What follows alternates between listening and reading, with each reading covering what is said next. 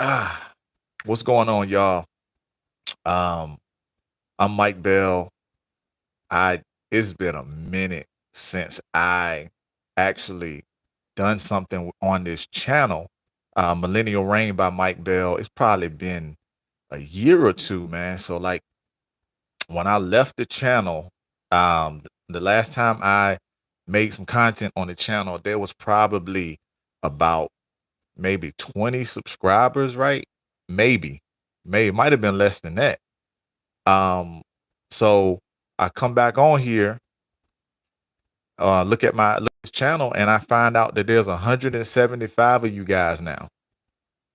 And that was mind blowing to me. I know 175 subs in the day and age that we live in is not like a lot, but you know, I don't count it as a little bit. You know what I'm saying? Anybody that tunes in to anything that I have to say, I count it as a blessing. I count it as a privilege to be able to have that many people. Like if all 175 people showed up at my door right now, like I would have a serious problem. So to me, 175 is not a little bit. So I wanted to come on and give some content to those of you who might be listening. I went live, man. I never go live. Um, I'm probably making this video for no one, but it's fine. Like I need to practice, but you know what I'm saying? Like, oh no, there's someone. What's going on? So I wanted to come on really to talk about this book. So I wrote a book. I published a book. It's called Why Millennials Love God. Legend. What's up, bro? What's good, man? So I wrote this book called Why Millennials Love God but Hate Church, right? So put the book out, man, and I wanted to talk about it a little bit because it's something that was on my heart for like a minute. Um, this been brewing for a couple years, actually more than a couple years. It started for me way back in my early church experience. And but this book idea though actually came about 2 or 3 years ago. I was talking to my brother-in-law, like we were both talking about writing a book. And this subject was like just burning on me, man, because what I witnessed and what I experienced. And I'm like, I know I'm not the only one. Why? Because I started to see a mass like exodus from the church. I started to see a mass exodus of people my age um, leaving the church and having different experiences. Some people going to different religions. Some people, you know, this this dismissing God as a whole. So I mean, to me, it was a huge deal why millennials are being turned off. And again, like I said, for me, it started way back in my early days, in my early church experience, starting to kind of feel like something just won't right, man. Like something just won't lining up. You know what I mean? Like you see certain examples, you see certain things with people, you know, kind of going through the motions. You know what I mean?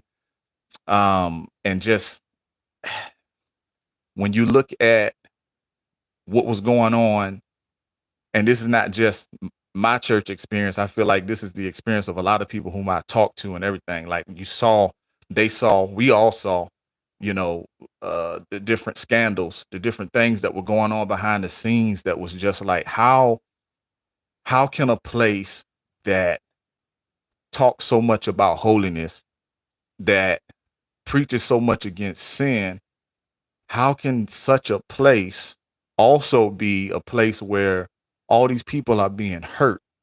All these people are being crushed. All these people are being in some way manipulated, in some way lied to, in certain ways. Like, how can this same place be both of those things? You know what I mean? And that's really triggered the idea or sparked the idea for this book. So in this book, it's not like a dump session on the church or whatever. It's like how it's explaining how millennials feel in hopes. It's almost like being an advocate for my generation, how we feel, and you know, kind of trying to convey that to the church and say, listen, man, like these people are not rejecting God. These people are rejecting the whole idea of tradition, religion. I love you too, bro. I see you. Experience 289. That's what's up. That's what's up, man. Um, I'm hope you enjoyed that joint, man. Um, just experiencing those things that we went through, and you saw it. You saw the hypocrisy. You saw the different things, and it was like I can't just for me, I had to like get my family out of it. There's a lot of millennials that again, like they found a community outside of the church walls. And for me coming up, I don't know what your church experience might have been, but for me coming up, if you didn't have a church home, you was a bastard. You know what I mean? So a lot of millennials breaking that mold and kind of having uh, a relationship with God that doesn't have anything to do with what they do on Sunday morning per se.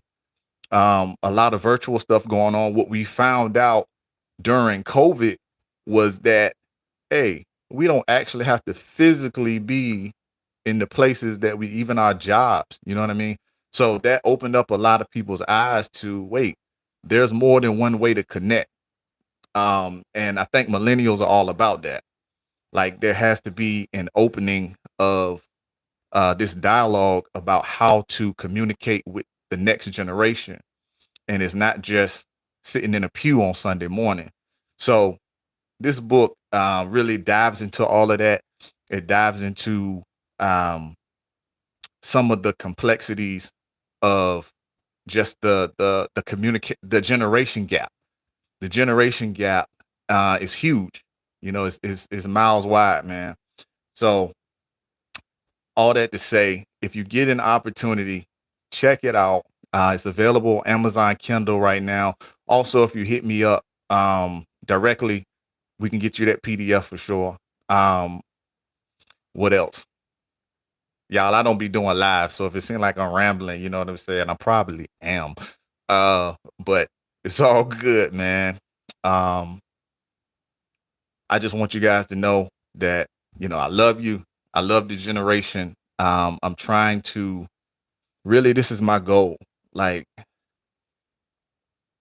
somebody once said, live full, die empty.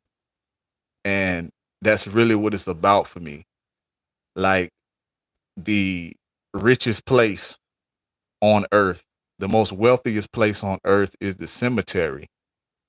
And a lot of our generation are carrying a lot of our gifts, our talents, and our abilities, our God given purpose to the cemetery.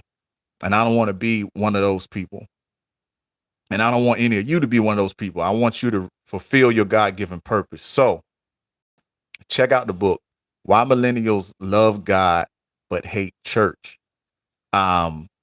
Pastors, church leaders, check it out. I would love to start a dialogue.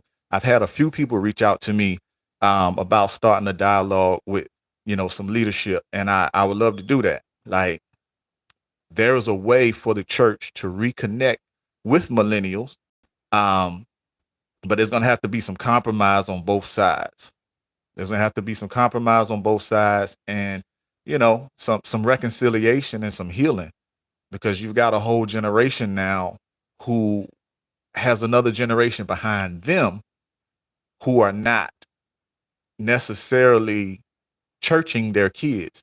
So here's the thing, like I had a older person tell me that they don't necessarily believe that God needs the youth or the young generation to carry on the church. And I'm like, that's not logical. You know what I mean? Because everything needs youth, you know what I'm saying, in order for it to grow. So who's your next church? Because you're not going to be here. You know what I mean? You're not going to live forever. So there has to be a next generation to pass the torch down to. And if you have alienated that next generation, If you have made that next generation feel not welcomed, if you have made that next generation feel not accepted, then they're not going to be the ones taking the torch. So there has to be some reconciliation for that next generation. So it's not going to be long and drawn out, man. I just wanted to get on here, like I said, and share my heart behind the book.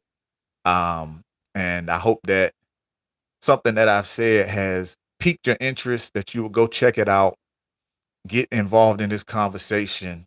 Why millennials love God but hate church.